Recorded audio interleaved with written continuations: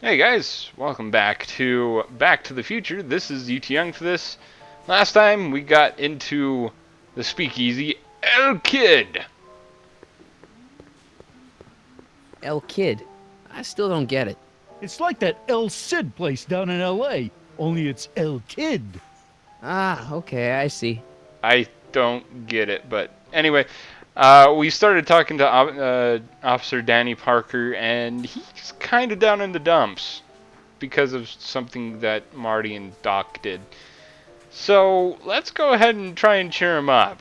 But before we do that, we need to find out his secret on to getting a woman as twice as classy as his old girlfriend, wife. I don't know. But yeah.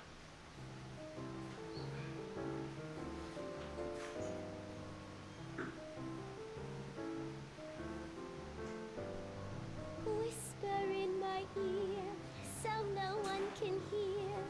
Secrets are for sharing love, they're not meant for blaring love. Whisper in my ear, so no one can hear. Shh. Whisper in my ear. let me read What are you something doing there, Officer Danny Parker? Kind of look a little secretive. Danny, You? Yeah. What's that secret you're hiding? so about that secret. Oh yeah, my secret.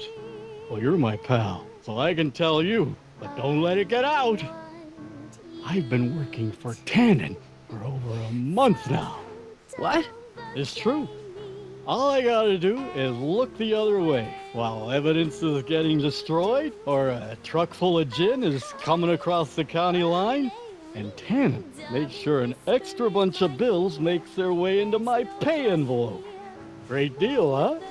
That kind of doesn't sound like a great deal at all. No, not a great deal. What's the problem? People need to drink, right? As long as no one's getting hurt, why shouldn't Daniel J. Parker make a few bucks on the action? What about people? Artie. What about Artie McFly? Hasn't he been missing for 2 months? That's true, and all signs point to a Tannen job. Oh God, I've made a horrible mistake. I thought if I could get my hands on some money, that Betty'd take me back. But when she finds out what I'd done, she'll never even talk to me again. What have I done? Come on, pull yourself together, man. Come on, Danny, pull yourself together. It's not so bad. Not so bad. I'm a corrupt cop who's lost his only chance at true love. How's that not so bad? You can get Tannen, and Betty will come back to you. I guess now I know why you won't arrest Tannen. You're working for him. Bingo! Stop drinking. You know, drinking that much is really bad for your health. What are you, my mother? More like future grandson-in-law. What? Never mind. You need to sober up and arrest Tannen. Hang in there, Danny. Oh, God. Huh. Well, since we've figured out why Officer Parker won't arrest Tannen, because Tannen is his boss, let's see if we could get Trixie to talk. Trixie? Yeah? You were telling me what a great guy Kid is. Yeah, I guess he is a pretty crummy boyfriend. But until my insurance policy checks out, I guess I'm stuck with him. Insurance? Yeah. Look, I may not be the brightest bulb in the marquee, but even I know you don't break up with a creep like Kid without something to keep him from going all crazy on you. So, insurance policy, eh? What's this insurance policy all about? Are you kidding? There's only one person I trust with my secrets. But I ain't seen him in weeks. You don't mean Artie McFly. Artie McFly? You know him? Not as well as I thought. Before he took a powder, Artie was tutoring me in all sorts of stuff. Etiquette, philosophy, accountant. He's a regular Renaissance man. He even had one of those smart guy professor's pipes, see? Can I borrow this? Sure. I've been secretly working on my get out of kid card for weeks now. But Artie's the only one I trust to check my work. You can't be too careful when you're dealing with a maniac like Kid, you know. Man, you use a lot of fancy French words there, Miss Trotter. Break a leg out there. Thanks. That's going to be important later on, but as of right now, we do have Artie's pipe. Just like with Artie's hat, we must find Einstein. Away! And then with Einstein's help, we can find Artie.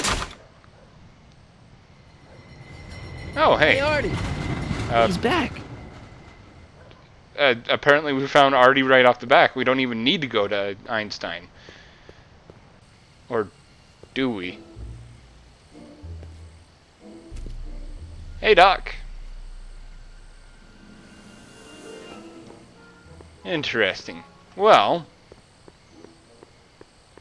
now that I've done a few things, Edna, can I get a copy of that song, what? please? Do you think I could have a copy of your You Should Care lyrics? I've got a club of my own that could really use some inspiring. Sure. Let me just get a page out of the hymnal. There you are. Hey, thanks. Sweet. See ya. Keep fighting the good fight. That's all I needed.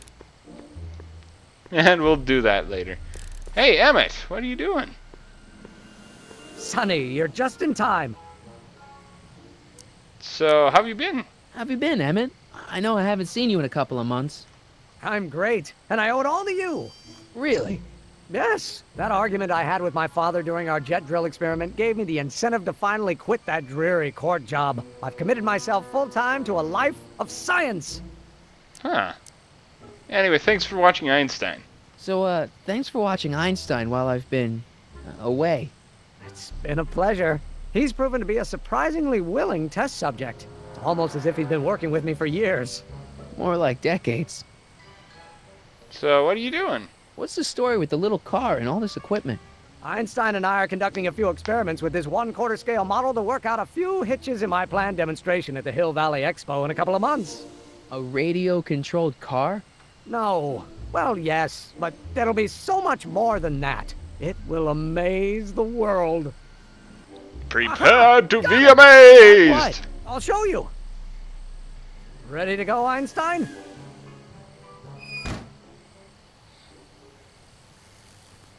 Watch this. When this baby hits 23 miles per hour, you're gonna see some serious cow flop. Cow flop. Yay. Don't you mean shit? Einstein! No! Get him out of there! Not to worry. I've got a fail-safe eject mechanism around here someplace. See? Nothing to worry about. Nothing. He's still in there. And now he's on the roof. Some I'll go fail-safe see if I can mechanism find you something have. to help. Or someone. Huh. Anyway, Emmett, you need... Don't worry, Emmett. I'm sure you'll get it right someday. Oh, I'm not worried about that. Right now, I'm more concerned with Einstein.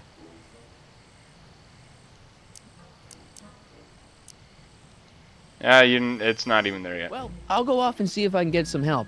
You do that. I'll stay here and see if I can think of a way to get Einie off that ledge. You keep cogitating. I'll go do stuff.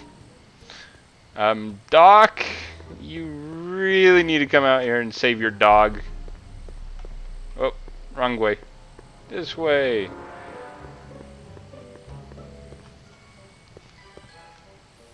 There you are. Flophouse.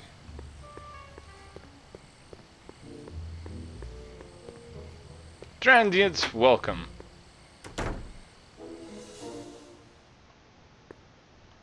Hey, Doc. How's the room? It's a little cleaner than I would have imagined for a depression-era flophouse. How are your investigations going? I saw Artie. I saw him. Who? My grandpa. On his streetcar for just a second. Doc, we gotta find him. Why? Trixie thinks she's got something that could put Kid away, but Artie's the only one who can tell her for sure. I guess he's kind of her tutor or something. Ah, so that's the connection. When your grandfather disappeared from Hill Valley for 2 months, the bond between him and Miss Trotter was severed, eventually leading to a timeline in which Trixie lost the nerve to betray Tannen. Yeah? We've got to find your grandfather.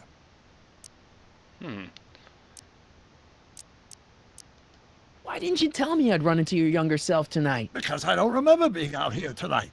Clearly, your interactions with my younger self 2 months ago have slightly altered my personal timeline. I never had the nerve to perform public experiments like he's doing.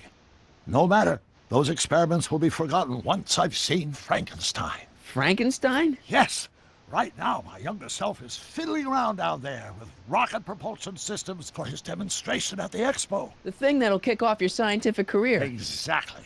Now the rockets are a horrible idea, and I'll soon realize that they'll never work. But eventually I'll wander into that movie theater and see Frankenstein and clear my mind. I've kept the ticket stub from that movie in my wallet ever since. See? Why? Because it's during this movie that I'll have the inspiration for my breakthrough at the expo. It doesn't have anything to do with reanimating the dead, does it? Not the way you're thinking, no. But during that famous scene when Colin Clive turned the wheel that raised that shrouded figure into the tower and that bolt of lightning struck, well, let's just say more than one brain was reanimated that night. Yeah. Well, we need to save Einstein, Doc. Emmett's not having much luck getting Einstein off the courthouse. I'm not surprised. Einstein's a smart dog, but heights give him the willies. What can we do? I've got it. What? Just get my younger self distracted and I'll handle the rest. Okay, is it something that I should know about? But, so where's the DeLorean Where'd anyway? you park the DeLorean? I hid it in the DeSoto lot. Nobody's buying cars these days, so it should be safe in there. True, it is a Depression era, so nobody's doing that. So, do you know who the speakeasy arsonist is? Hey, who did burn down Tannen's original speakeasy anyway? I still don't know. I'd really like to find out before we go home. So, why 1931, Doc? I never did get a straight answer about why he came back to 1931 in the first place. It's, personal. When this is over, I'll tell you all about it. I'm gonna hold you to that, you know. I think this is just basically to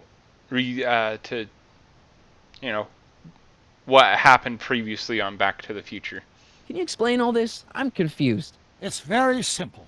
In the original timeline, Timeline A, the speakeasy arsonist was never caught, creating one of Hill Valley's enduring historical mysteries. Okay. When I traveled back to 1931, I created Timeline B, in which I was misidentified as the arsonist and subsequently killed by Kid Tannen's goons. Einstein came with me, and somehow he ended up in the DeLorean when its failsafe mechanism triggered, sending it back to 1986. Which is where I came in. Precisely. You traveled back to June 14th, 1931, creating Timeline C, a world in which Carl Sagan wasn't rubbed out by Kid Tannen. But Arthur McFly was served with a subpoena. And shot by Kid Tannen's goons. Yes, so you jumped back in time 6 hours, creating Timeline D, saving your grandfather's life, but somehow preventing Kid Tannen from meeting his date with justice. Which is why the Tannens were so powerful when we jumped back to 86. Uh-huh. So now we've returned to August of 1931, creating Timeline E, in which, fingers crossed, we'll send Tannen to prison where he belongs. Got it? Sure. Good. One question. What? Can you explain all this? I'm confused. I'm confused too. Time travel? Yeah, I don't really want to mess with it myself. Okay, I better get back to fixing history. Be careful, Marty. But anyway, that's just basically an explanation of people who jump directly into episode 2 before going and playing episode 1, which for some reason, why would you play episode 2 if you haven't played episode 1? I don't care. Yay. So anyway, we have to go talk to young Emmett Brown and get him distracted. Emmett, where be you at? We must distract you with something. Any luck with Einstein? I'm still thinking about it. It's a perplexing spatial conundrum, aggravated by Einstein's understandable skittishness. How about go see Frankenstein? Have you seen that Frankenstein movie yet? I hear it's pretty inspirational. Not yet. I've been so busy with my rocket car that I haven't found the time. But I'm planning on going tonight. At least I will once I get Einstein down. So, take a break. I'll go get him down. Why don't you take a break from Einstein Patrol for a minute? Maybe go see a movie or something. Thanks for the offer, Sonny. But once Emmett Lathrop Brown sets his mind on a task, nothing can distract him from his purpose. And right now, that purpose is rescuing your dog. So, fine. If you're not gonna get away and be distracted, what's with you and Edna What's up anyway? with you and Edna? A couple months ago, I could swear she was making goo-goo eyes at you. That was before my father had her stay sober society meeting thrown out of our house. Now she takes every opportunity she can get to snipe at me and my work. It's very distracting. What went wrong with your rocket car? I'm not entirely sure. As soon as we get Einstein down, I'm gonna go look for it. Why don't you go look for it now? Why don't you go look for your car now? And leave Einie stuck on a ledge? Never! Dogs are much more important than any silly rocket car. Especially one that doesn't work at all. It does work, but whatever.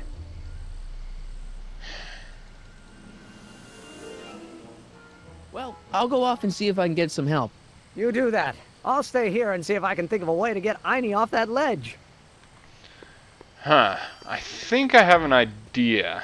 Maybe if we can try to get the rocket car down? Don't touch those! They're very sensitive! Sorry.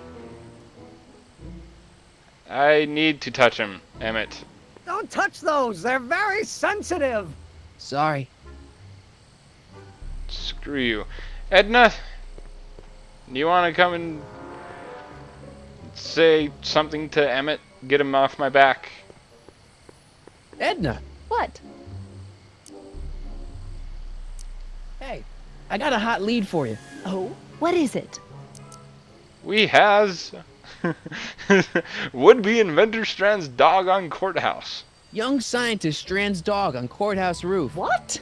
Look over there. Oh, for goodness sake. Mr. Brown. Please, Miss Strickland, not now. Can't you see I've got a rather delicate situation on my hands at the moment? My trial run... Trial run? Public hazard, I call it. And I'm sure my editor will agree. This scientific enterprise of yours represents a clear and present danger to public You safety. know what represents a clear and present danger to public safety? Your singing voice. There's no need to get personal, Mr. Brown. Believe me, I have no intention of getting personal with you. I'm relieved to hear it. Flying cars, of all the ridiculous You juvenile mock notions. me, but just imagine a world in which traffic jams and car crashes are a thing of the past. I might be more inclined to listen to you if your maiden voyage hadn't ended in a crash on one roof and a stranded dog on another. I'm working on getting him down. Einie, how'd you get down? Clever dog. Well, fortune favors you tonight, but I warn you to be more careful in the future. Now, how to get that rocket car back down? Oh, Emmett, you're... Whatever. Hey, Einie. Can you go sniff out something for me, please?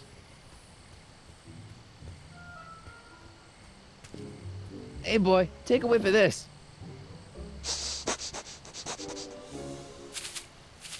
Gotta love that nose. Oh, hey.